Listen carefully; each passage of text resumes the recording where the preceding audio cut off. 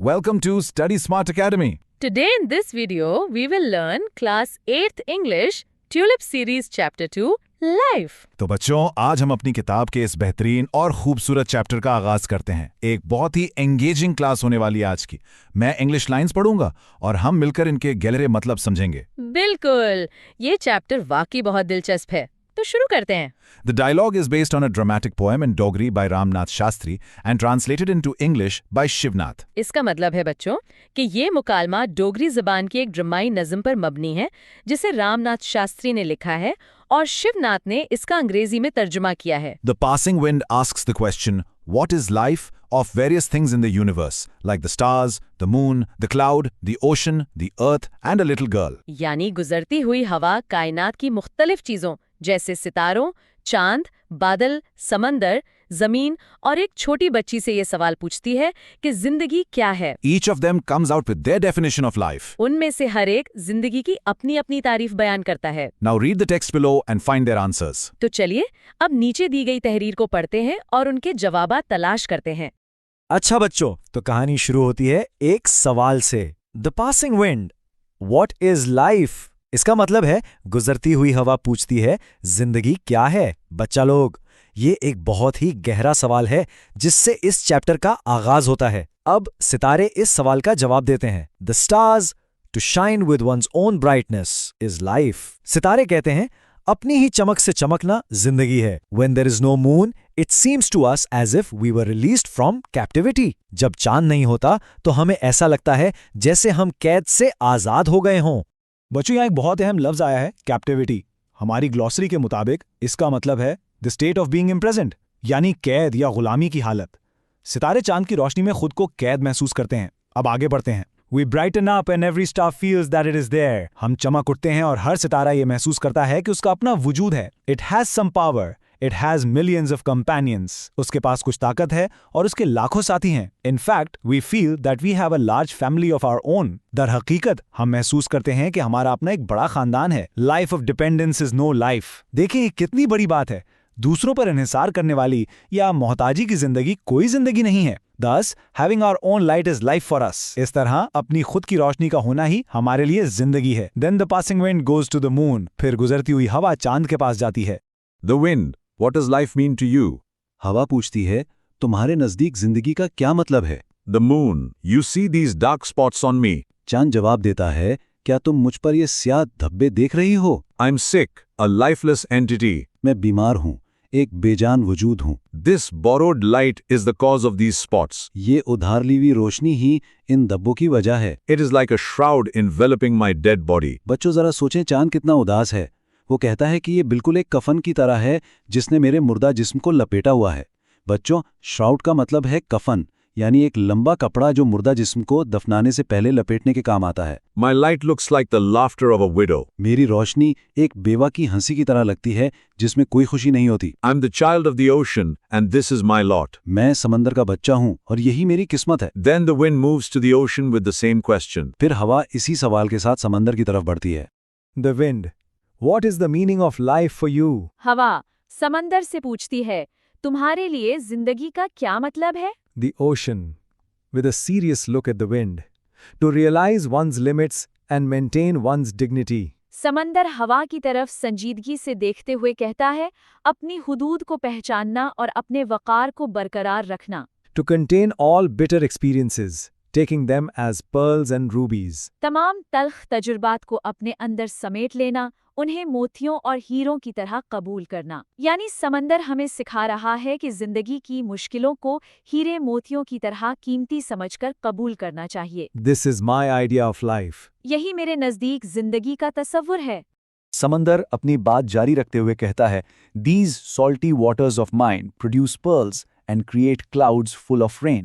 मेरे नमकीन पानी मोती पैदा करते हैं और बारिश से भरे बादल बनाते हैं। You can call it a life of penance or renunciation. तुम इसे तपस्या या दुनिया तर्क करने की जिंदगी कह सकती हो। यहाँ दो बहुत अहम अल्फाज आए हैं बच्चों, जरा ध्यान दें। पेनेंस का मतलब है खुद को दी गई सजा या तपस्या, और रिनंसिएशन का मतलब है किसी चीज को छोड़ देना या कुर्बानी देना। फिर हवा बादल के पास पहुंचती है। The wind, what is life for you? हवा पूछती है, तुम्हारे लिए जिंदगी क्या है? The cloud very quickly What I understand about my life is only this much that when it rumbles, it only rumbles but doesn't rain. बादल बहुत तेजी और खुशी से जवाब देता है, मैं अपनी जिंदगी के बारे में सिर्फ इतना समझता हूं कि जब ये गरजता है तो ये सिर्फ गरजता है लेकिन बरसता नहीं। बच्चों, यहाँ रंबल का मतलब है गरजने की आवाज। But when it rains, it loses itself and gives away its being in joy and self-abandon. लेकिन जब ये बरसता है तो ये खुद को खो देता है और खुशी और बेखुदी में अपने वजूद को लुटा देता है।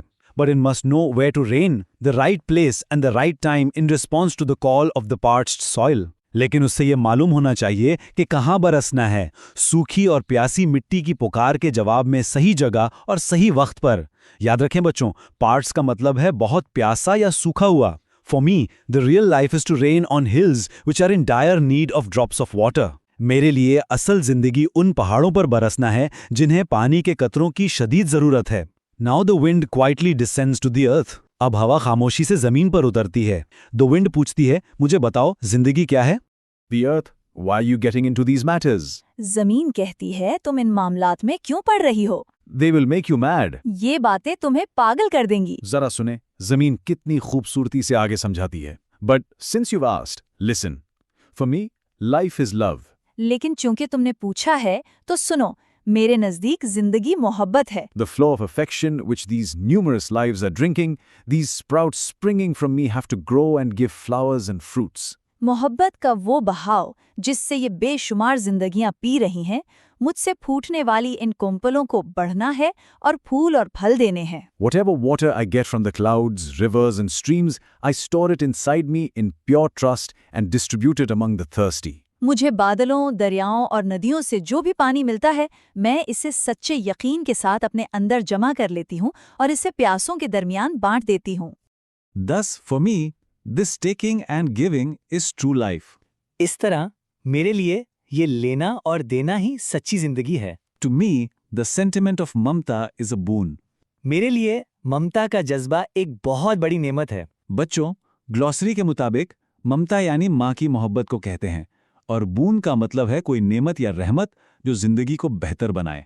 माँ की मोहब्बत के बगैर तो ये दुनिया चल ही नहीं सकती और जमीन खुद को एक माँ समझती है। देखा बच्चों, कितना प्यारा सबक है ये।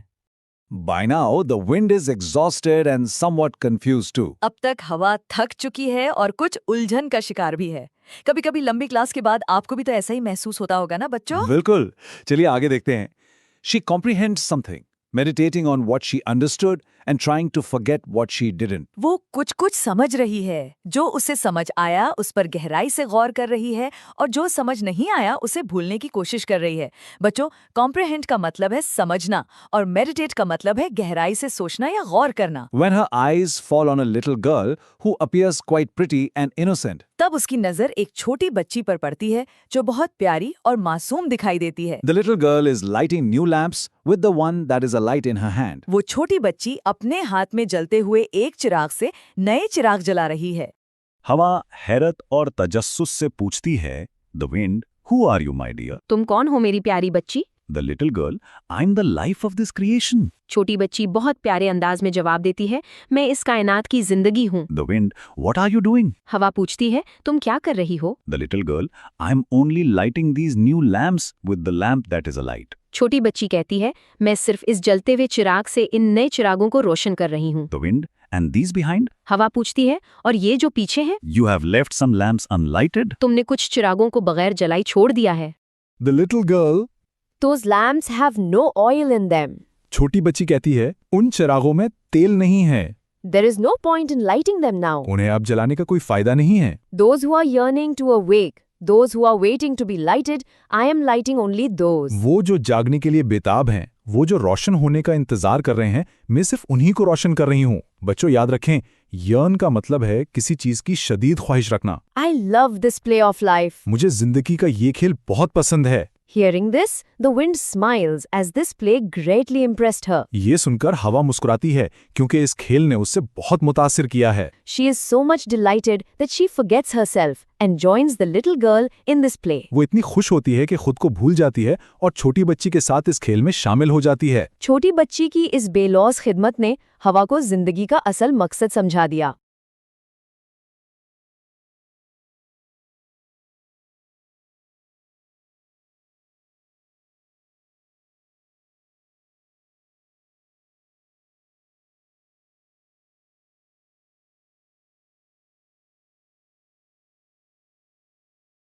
बच्चों, उम्मीद है आपको आज का ये चैप्टर बहुत अच्छे से समझ आया होगा। हमने देखा कि कायनात की हर चीज के लिए जिंदगी का क्या मतलब है। बिल्कुल, और छोटी बच्ची के जवाब ने हवा को जिंदगी का असल मकसद सिखा दिया।